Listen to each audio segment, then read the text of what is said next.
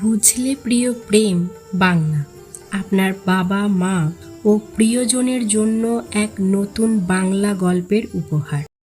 চন্দ্রিকা ঋদ্ধির হাতটা শক্ত করে চেপে বলল, চুপ চুপ, একদম চুপ। ঋদ্ধি আবার কিছু বলতে যাচ্ছিল। চন্দ্রিকা চোখের ইশারায় ওকে চুপ করতে বলল। চন্দ্রিকা, এখন চোখটা বন্ধ কর। ঋদ্ধি এখনো চিন্তায় অস্থির হয়ে ওর দিকে তাকিয়ে আছে। চন্দ্রিকা, উফ, কি বললাম বুঝতে পারছিস না? ঋদ্ধি তবুও কিছু করছে না দেখে চন্দ্রিকা নিজেই ওর চোখে হাত বুলিয়ে চোখ বন্ধ করে দিল। চন্দ্রিকা, শ্বাস নে, শুধু শ্বাস নে, তাজা বাতাস নে, এবার ছেড়ে দে। ঋদ্ধিও চন্দ্রিকার কথা মতো করতে লাগলো। চন্দ্রিকা, আমার কথাটা মন দিয়ে শোন, ওইসব চিন্তা মাথা থেকে বের করে দে। তুই শুধু ভাব তুই কি চাস, কিসে তোর ভালো লাগবে। ভুলে যা তোর সাথে যা যা হয়েছে। ভাব তোর মন কি চায়, কিসে তুই সুখী হবি। কে কি বলল তার কথা না ভেবে একবার নিজেকে ভবিষ্যতের দরজায় দেখার চেষ্টা কর। ভালো করে দেখ নিজেকে কিরকম দেখাচ্ছে। চন্দ্রিকা চুপ করে যায়। চারিদিকে নিস্তব্ধ। স্নিগ্ধ হাওয়ায় ঋদ্ধির শরীর মন দুটোই শান্ত হচ্ছিল। কোন রকম কোলাহল নেই। কানের পাশে শুধু শনশন বায়ুর শব্দ। ঋদ্ধি সবকিছু যেন নিস্তেজ হয়ে গেছে। চোখের অন্ধকার ভেদ করে ও দেখতে পেল নিজেকে। গিটার হাতে স্টেজে দাঁড়িয়ে আছে ও, আর সমস্ত স্টেজের আলো ফোকাস হচ্ছে ওর উপর। চন্দ্রিকা ওর হাতটা সরিয়ে নিয়েছিল। ও ধীরে ধীরে চোখ খুলল। মনটা সত্যিই খুব তৃপ্ত হয়ে গেছে। মন যেন নিজের গন্তব্য পুনরায় আবিষ্কার করেছে। এবার আর ওকে কেউ টলাতে পারবে না। চোখটা খুলেই সামনে চন্দ্রিকার মিষ্টি হাসিটা চোখে পড়ল। ঋদ্ধিও ওর সেই পুরানো শান্তি ভেজা হাসিটা দিল। ঋদ্ধি আবার চন্দ্রিকার হাত ধরে বলল, চাঁদ, আমি পারবো তো। চন্দ্রিকা, তুই পারবি, আমার বিশ্বাস তুই পারবি। ঋদ্ধি, যদি হেরে যাই? চন্দ্রিকা, তাহলে আবার নতুন করে শুরু করবি। হেরে যেতে ভয় কিসের? জানবি অন্ধকারটা যত গভীর, আলোটা তত কাছে। ঋদ্ধি একটা স্বস্তির নিঃশ্বাস ফেলল। তারপর চন্দ্রিকার দিকে তাকিয়ে বলল, চাঁদ, তুই আমার পাশে থাকবি তো? চন্দ্রিকা, সব সময় থাকবো। তুই নিজে থেকে যেতে বললেও যাব না, বুঝলি পাগল। এই বলে চাঁদ ঋদ্ধির নাকটা টেনে দিল। ঋদ্ধি একটু মুচকি হাসল। চন্দ্রিকা হাতের সামনে থাকা গিটারটা ঋদ্ধির হাতে দিয়ে বলল, নে চল, এবার একটু গান শোনা। তোকে এত জ্ঞানের কথা শোনালাম, তো এবার আমারও সতেজতা দরকার। ঋদ্ধি আনন্দের সাথে গিটারটা নিয়ে নিল। চন্দ্রিকা ঋদ্ধির পাশে বসলো। ঋদ্ধি, বল, কি গান শুনবি? চন্দ্রিকা, যেটা তোর ইচ্ছা। ঋদ্ধি, ঠিক আছে। ঋদ্ধি গান শুরু করলো। এই মন তোমাকে দিলাম, এই প্রেম তোমাকে দিলাম। তুমি চোখের আড়াল হও, কাছে কিবা দূরে রও। মনে রেখো আমিও ছিলাম। বকুলের মালা শুকাবে রেখে, দেবতার সুরভি দিনে গিয়ে রাতে লুকাবে, মুছো নাকো আমার ছবি। আমি মিনতি করে গেলাম। ভালোবেসে আমি বারবার তোমারইও মনে হারাবো। এই জীবনে আমি যে তোমার, মরণেও তোমারই রব। তুমি ভুলো না আমারও নাম। ঋদ্ধির গানে চন্দ্রিকা পুরোপুরি বিভোর হয়ে গেছে। ও মন প্রাণ ভরে ঋদ্ধিকে দেখে যাচ্ছে। ওর চোখ, নাক, ঠোঁট খুব নিখুঁত ভাবে চন্দ্রিকা পর্যবেক্ষণ করছে। আর তার সাথে ঋদ্ধির গান যেন চন্দ্রিকাকে মাতাল করে দিয়েছে। চন্দ্রিকা ঋদ্ধির নেশায় মত্ত হয়ে ওকে দেখে যাচ্ছে। এক মুহূর্ত চোখের পলক ফেলতেও ইচ্ছে হচ্ছে না। যেন এই এক মুহূর্তে ঋদ্ধিকে না দেখতে পেলে অনেক কিছু হয়ে যাবে। চন্দ্রিকা চোখ দিয়েই ঋদ্ধির চোখ, গাল, ঠোঁট, গলা সব ছুঁয়ে দিচ্ছে। এক অদ্ভুত পিপাসা হচ্ছে ওর। আপনা হতেই ওর শ্বাস প্রশ্বাস ঘন হয়ে যাচ্ছে। গরম লাগছে। খুব ইচ্ছা করছে ঋদ্ধিকে কাছে টেনে নিতে। আর এদিকে ঋদ্ধির গান শেষ হয়ে গিয়েও যে চন্দ্রিকাকে ডাকছে, সেদিকে ওর খেয়াল নেই। চন্দ্রিকা এখনো মোহের ঘোরে ওকে এক দৃষ্টে দেখে যাচ্ছে। শেষে চন্দ্রিকার সাড়া না দেওয়ায় ঋদ্ধি ওর হাতে স্পর্শ করে। ঋদ্ধির এই ছোঁয়ায় চন্দ্রিকার সারা শরীরে শিহরণ খেলে গেল। ওর চোখটা খুব জোরে বন্ধ করে নিল। ঋদ্ধি ব্যাপারটা কিছু বুঝতে পারল না। ঋদ্ধি, কিরে, কি হলো? চন্দ্রিকা, কিছু নয়। ঋদ্ধি কিছুটা সন্দিগ্ধ চোখে বলল, কিছু তো অবশ্যই। চন্দ্রিকা তাড়াতাড়ি করে উঠে দাঁড়ালো। ঋদ্ধির থেকে একটু সরেই এলো। নিজেকে কিছুটা সামনে নিয়ে বলল, আরে তোকে নিয়ে স্বপ্ন দেখছিলাম। ঋদ্ধি, তাই বুঝি? তা কি স্বপ্ন দেখলি? চন্দ্রিকা দু হাত দুদিকে করে বলল, দেখলাম একটা বড় স্টেজ আর চারিদিকে কত মানুষ, সবাই চিৎকার করছে, ঋদ্ধি ঋদ্ধি ঋদ্ধি। আর তখনই লাইটের ফোকাস পড়লো স্টেজে আর ঘোষণা করা হলো, দয়া করে স্বাগতম সুপারস্টার বিখ্যাত হাতড্রপ ঋদ্ধিমান রায়। আর তুই গিটার নিয়ে এগিয়ে এলি। সঙ্গে সঙ্গে সবাই জোরে চেঁচিয়ে উঠল। ঋদ্ধি, উফ, তুই আর তোর স্বপ্ন। যদিও এই স্বপ্নটাই আমি রোজ দেখি, মনে মনে বলল ঋদ্ধি। চন্দ্রিকা, এই স্বপ্নটাই সত্যি হবে, তুই দেখিস। আর আমি সবাইকে গর্ব করে বলবো, দেখো সে আমার সবচেয়ে ভালো বন্ধু। চন্দ্রিকা লাফিয়ে উঠল। ঋদ্ধি, আমার তো ভেবেই পেট সুড়সুড়ি করছে। এই শোন, তোর সব সইয়ের ডিটেলস কিন্তু ফার্স্টে আমাকে দিবি। জানিস, আমি ভেবেছিলাম তোর পিএ হব, কিন্তু আমাকেও তো বাবার বিজনেসটা সামলাতে হবে, তাই ওটা অন্য কারোর জন্য থাক। আর শোন না, তোর প্রত্যেকটা শোতে হঠাৎ থেমে গিয়ে কিছু একটা ভাবতে শুরু করলো চাঁদ। ঋদ্ধি, কিরে থামলি কেন? আরো গল্পের গরুকে গাছে চড়া। চন্দ্রিকা বড় বড় চোখে ঋদ্ধির দিকে তাকালো। চন্দ্রিকা, গাছে চড়াচ্ছি না, মিলিয়ে নিস আমার কথা, দেখিস এই রকমই হবে। আমি ভাবছি অন্য কথা। ঋদ্ধি, ওহো, তা কি ভাবছেন ম্যাডাম? চন্দ্রিকা ঋদ্ধির একদম সামনে এসে বলল, এই তুই তো অত বড় সুপারস্টার হয়ে যাবি, তারপর যদি আমাকে ভুলে যা। ঋদ্ধি চন্দ্রিকার কথায় হাসবে না কাঁদবে বুঝে উঠতে পারে না। তারপর চন্দ্রিকার কাঁধে হাত রেখে বলল, দূর পাগলি, গাছে কাঁঠাল গোফের তেল। চন্দ্রিকা, এই না না, দেখ ভালো করে শুনে রাখ, তুই যদি আমাকে ভুলে যাস তো আমি আমি আমি কি করব? হ্যাঁ, আমি তোর ওই আগের বারের হোলির লুঙ্গি পরা ফটোটা ইনস্টাগ্রামে পোস্ট করে দেব। ঋদ্ধি, এই তুই এই ফটোটা এখন ডিলিট করিসনি? চন্দ্রিকা, এ জন্মে করব না, মনে থাকে যেন। আমাকে ভুলে গেলে আমি ওই অস্ত্র প্রয়োগ করে দেব। ঋদ্ধি চন্দ্রিকার নাকটা টেনে বলল, এইভাবে তুই আমার ইজ্জত নষ্ট করে দিবি? তাহলে তো আপনাকে ভোলা যাবে না।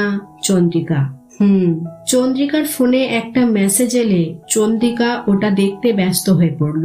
আর ঋদ্ধি চন্দ্রিকার দিকে তাকিয়ে মনে মনে বলল, তোকে আমি এ জন্মে কোনোদিনই ভুলতে পারবো না চাঁদ। তুই শুধু সারা জীবন এভাবেই আমার পাশে থাকিস। তুই পাশে থাকলে আমার আর কোনো চিন্তা থাকবে না। চন্দ্রিকার থেকে চোখ সরিয়ে একটু সাইডে চোখ যেতেই ঋদ্ধি দেখলো কেউ একজন ওর নাম করে ওর দিকেই এগিয়ে আসছে। ঋদ্ধির তাকে চিনতে বেশি সময় লাগলো না। ঋদ্ধি চেঁচিয়ে বলল, ওরে বাবারে চাঁদ, তোর এখন কি আছে? ঋদ্ধির এই হঠাৎ ভয় পাওয়াতে চন্দ্রিকা প্রথমে একটু থতমত খেয়ে গেল। তারপর ঋদ্ধির দৃষ্টির পথ অনুসরণ করে বুঝতে পারল এই ভীত হওয়ার কারণ। চন্দ্রিকা একটু মিটিমিটি হেসে বলল, কি থাকবে আমার? ঋদ্ধি, আরে ক্লাস আছে নাকি? চন্দ্রিকা, ক্লাস? ও হ্যাঁ, আছে তো, ওসি ম্যাডামের ক্লাস আছে। ঋদ্ধি, আমি যাব। চন্দ্রিকা ভূত দেখার মতো চমকে উঠল। তারপর বেশ জোরেই বলল, কি, তুই ক্লাস করবি? ঋদ্ধি, উফ, এত চিৎকার করার কি হলো? হ্যাঁ করব।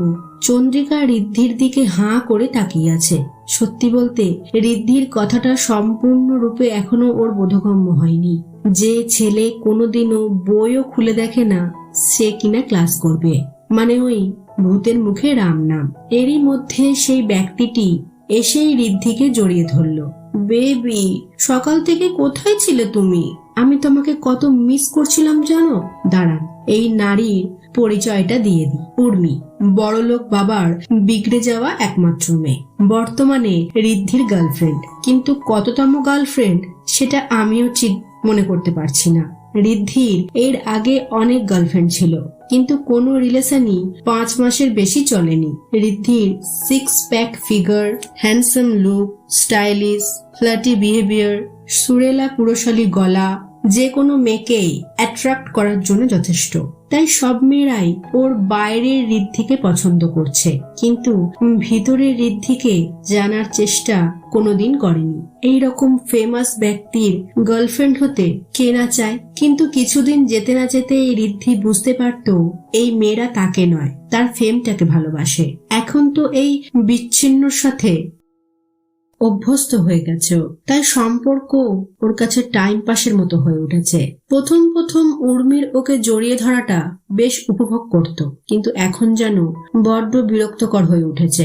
সবসময় গায়ে উঠে বসতে চায়, এটা ওর অসহ্যকর লাগে। আর এই সোনা, জানু, বেবি, উফ, একদম পছন্দ নয় ওর। ঋদ্ধি জোর করে উর্মিকে নিজের থেকে ছাড়িয়ে কোনো ক্রমে মুখে একটা হাসি এনে বলল, ওহো, তো ফোন করতে পারতে, আমি চলে আসতাম। উর্মি, ফোন তো করেছিলাম সোনা, কিন্তু তুমি তো ধরলে না। চন্দ্রিকা, এ বাবা, ঋদ্ধি, এটা কিন্তু তুই খুব ভুল করেছিস। উর্মিকে এতক্ষণ ধরে ওয়েট করালি। না না উর্মি, মুখ টিপে হাসতে হাসতে, আমারই ভুল হয়েছে ওকে এখানে নিয়ে আসা। নাও, তোমরা তোমাদের মান অভিমান মিটিয়ে নাও। ঋদ্ধি, তোমার সোনার মন ঠিক করে দাও, আমি আর বিরক্ত করব না, আমি যাই। চন্দ্রিকা একবার ঋদ্ধির মুখের দিকে তাকালো, কটমট করে ওর দিকে তাকিয়ে আছে, যেন এক্ষুনি গিলে খাবে। আর সেটা দেখে চন্দ্রিকার আরো হাসি পাচ্ছে। চন্দ্রিকা খুব ভালো করে জানে ঋদ্ধি উর্মিকে পছন্দ করে না, আর ও এখন এখান থেকে পালাতে চায়। তাই তো ইচ্ছা করে ঋদ্ধিকে রাগানোর জন্য কথাগুলো বলল। মুখের হাসিটা আটকে চন্দ্রিকা ওখান থেকে চলে গেল। চন্দ্রিকা যাওয়ার পর উর্মি নিজের রাগটা আর আটকাতে পারল না। ওর একদমই পছন্দ নয় ঋদ্ধি আর চন্দ্রিকাকে একসঙ্গে দেখা, আর আজ সেটাই দেখেছে। আর এই রাগের সবচেয়ে বড় কারণ, ঋদ্ধি সবসময় ওর তুলনায় চন্দ্রিকাকে আগে রাখে, আর তা দেখে উর্মির গা জ্বলে যায়। তবুও ও কোনো দিনও ঋদ্ধির সামনে চন্দ্রিকাকে নিয়ে কোনো খারাপ কথা বলেনি, কিন্তু আজ যেন ওর সহ্য হলো না। ঋদ্ধির সামনে নিচু স্বরে বলল, চত্বরসঠ্য, সবসময় আমার আর ঋদ্ধির মাঝে চলে আসে, অসভ্য মেয়ে। আজ কেন? সব সময় তো ডিস্টার্ব করে। এখান থেকে কেন? কলেজ থেকে বিদায় হলে বাঁচি। উর্মি কথাগুলো আস্তে আস্তে বললেও ঋদ্ধির কানে সব কথাই গেল, আর তার সাথে মাথাটাও গরম হয়ে গেল। ওর তো মনে হচ্ছে এক্ষুনি উর্মির গালে 2 চড় বসিয়ে দিই। ওর সাহস কি করে হলো চাঁদের সম্বন্ধে এসব কথা বলার? কিন্তু কোনো মেয়ের গায়ে ও হাত তুলতে চায় না, তাই কিছু না বলেই ওখান থেকে এগোতে লাগলো। উর্মি ওর হাতটা ধরে বলল, বেবি, কোথায় যাচ্ছ তুমি? চলো না, আজ শপিং এ যাই। ঋদ্ধি জোর করে হাতটা ছাড়িয়ে নিল, তারপর শান্ত অথচ রাগী স্বরে বলল, আমি পারবো না যেতে, আমি ক্লাস করব। উর্মিও বেশ হকচকিয়ে গেল এই কথায়, অবাক হয়ে বলল, তুমি কবে থেকে ক্লাস করছো? ঋদ্ধি, আজ থেকে। Any problem? উর্মি, না মানে, দূর, তুমি ওইসব ক্লাস ছাড়ো তো, চলো না সোনা, আমার সাথে তো তুমি একটুও সময় কাটাও না সোনা। ঋদ্ধি, উফ, আমি কতবার তোমাকে এই সোনা মোনা বলতে বারণ করেছি, আর আমার তোমার সাথে কোথাও যাওয়ার ইচ্ছা নেই। উর্মি, কেন বেবি? এই ঋদ্ধি, কারণ আমি ক্লাস করব তাই। আর শোনো, কলেজে সেজে গুজে এসে অন্যের চরকায় তেল না দিয়ে মাঝে মাঝে ক্লাসও তো করতে পারো, এট লাস্ট ভবিষ্যতে কিছু হতে পারবে। অবশ্য তোমার মতো মেয়েরা তো ঠিক করেই রেখেছে যে স্বামীর পয়সায় পা তুলে খাবে, তো শুধু শুধু টাকা খরচ করে কেন যে কলেজে ভর্তি হও। উর্মি, বেবি, তুমি রাগ করছো কেন? আর তুমি এসব। ঋদ্ধি, চুপ করো, আমাকে একটা কথা বলো, তুমি কি বোঝো না আমি তোমাকে পছন্দ করি না? আমি তোমার সাথে কথা বলতে চাই না, তাই আমাকে বিরক্ত করা বন্ধ করো। উর্মি, কি বলছো সোনা? ঋদ্ধি, যে আমি তোমাকে ভালোবাসি না, আর আমি নিশ্চিত যে তুমিও আমাকে কখনোই ভালোবাসোনি। তুমি শুধু আমার অর্থ, খ্যাতি আর আমার শরীরকে ভালোবেসেছো, কিন্তু আমাকে কখনোই না। উর্মি, সোনা।